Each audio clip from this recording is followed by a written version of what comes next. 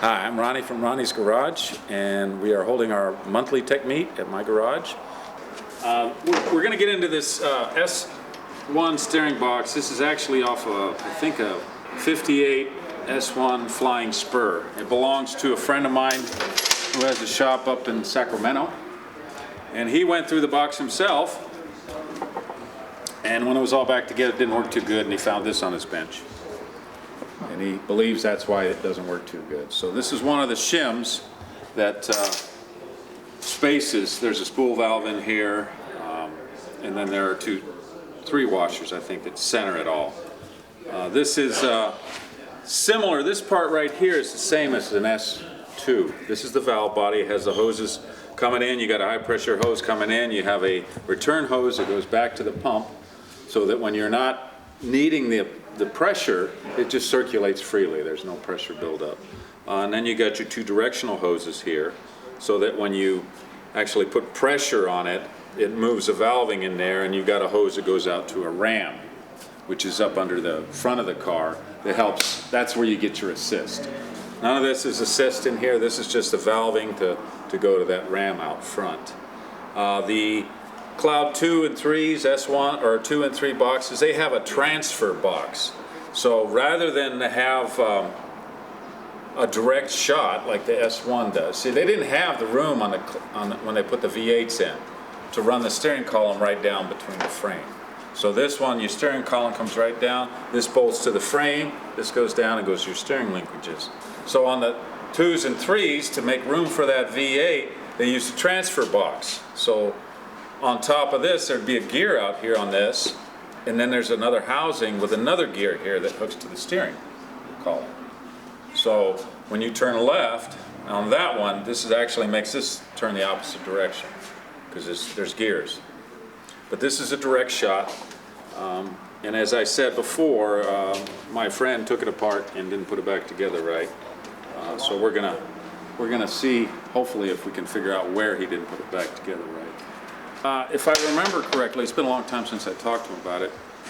It would turn one direction and it would go, and then it'd go back the other way, and it wouldn't, and then all of a sudden it would go. So it seems like, you know, he left the shim out that holds everything in place. It must have been fun driving. Yeah. Now I just had another shop. Due to these YouTube videos, people seem to find my name and number, and a lot of shops will see the video and be afraid to take it apart and do it themselves. So anyways, I just did one like this, only that one was a left-hand drive, which means that this is on this side of it. And found the exact same problem that I found in that Cloud 2 box. So that last washer on the outside was off to the side and wasn't down on the shoulder properly, so it had that same feeling that I just described that this guy says. Does that have a lot of play in it? I mean, when you were moving the input, I didn't see the output. Well, the play, no, it shouldn't. To check the play in the steering, you got to find the center point. So usually I will go all the way one direction, and then I'll count my turns. It should be 4.5 usually. 1, 2, 3, 4.5. Well, that was a little bit more, but it's close. So essentially that means 2 1/4 should be the middle, right? So we'll just go 1, 2, and about 1/4. And that's when you check your play. You have to, you can hear a little play there, and it should get to a tight spot. Okay, it's a little off. Well, anyways, when you get to that tight spot. Now on the Cloud 2 and 3 boxes, they have this upper bearing housing and the lower bearing housing are offset. So you can turn these to move the roller in and out. Mm-hmm. This is different. When we get it apart, you'll see this has a sleeve going through here, much like a lot of American steering boxes, and it's offset. So you move this in and out instead of this in and out. So we'll go ahead and start popping this thing apart. This upper housing here, this one, this is a source of leaks on a lot of cars. Because what you have is you have fluid up here, and this housing is adjustable also. And that the reason being that is maybe your steering column's off a little bit. It's kind of floats. So they've got these really big, thick aluminum washers. These are sealing washers. So they seal against this, they seal against the washer, and it's got a acorn style nut that won't let fluid by there. So I've had problems with those before. And the reason, you've got to loosen these to adjust this whole thing. So that's how this one works. Well, you adjust it on the bench, or You can adjust it on the bench.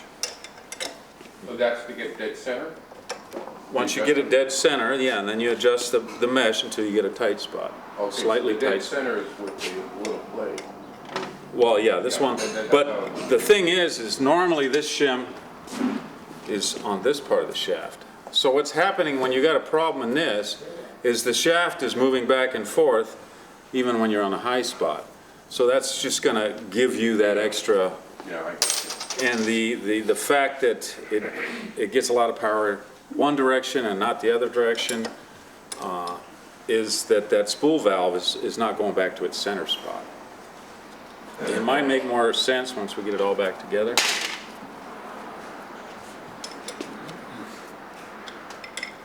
And these are right here, some skateboard wheel bearings Yeah. for a Phantom 5, axle bearings.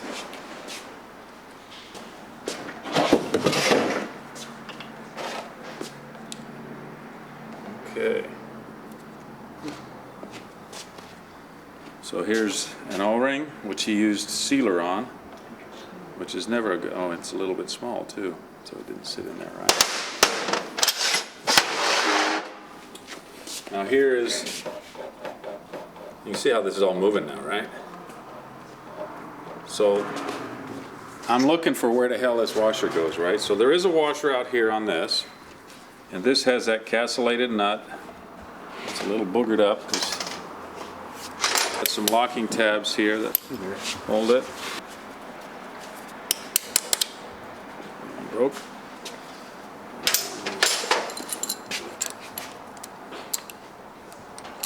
So we gotta get this. You gotta take this nut loose before you take this thing out, because otherwise you don't have anything to lock this up.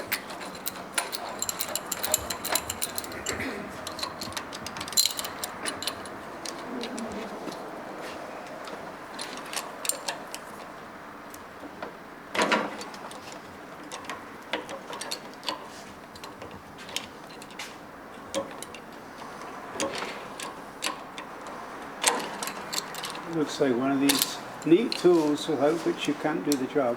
Well, I'm sure they make a nice tool that fits on there properly. But this is I forget what these are, like little spanners, right? And obviously a punch was used to tighten this, which I've done in the past. Not usually the end of the world. It does booger things up a little bit.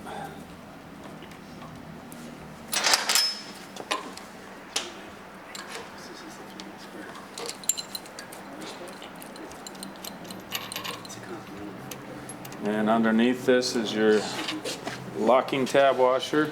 So when this is all tight, then you bend that tab over to keep it from unscrewing. This one's got one ear off of it. And then you've got another washer that fits the tabs on the outside, and then it fits two tabs on the center to keep it from turning. Otherwise it might walk off on you. So here's one adjusting washer, and they are usually numbered.